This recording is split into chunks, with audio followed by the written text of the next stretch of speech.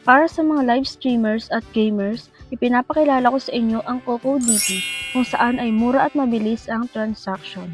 Dito ay makikita nyo rin ang iba't ibang discount na meron sila kung saan ay makakatipid ka talaga. At para sa mga Popo live streamers, alam nyo ba na kapag sa mismong Popo app kayo nag-top up, yung 21,000 coins nyo ay 175 pesos na agad?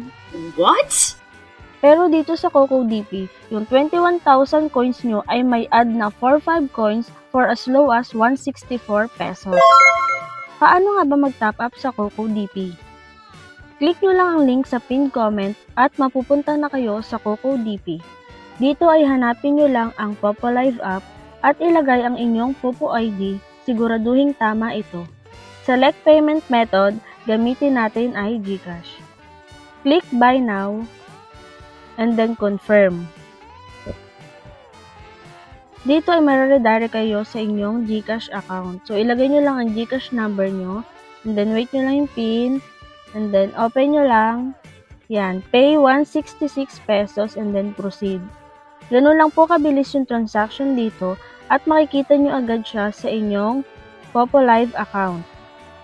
So, ayan na po yung in-recharge natin. Ganun lang kabilis, wala pang 5 seconds na sa Popo Live application na natin yung ating ni-recharge na coins.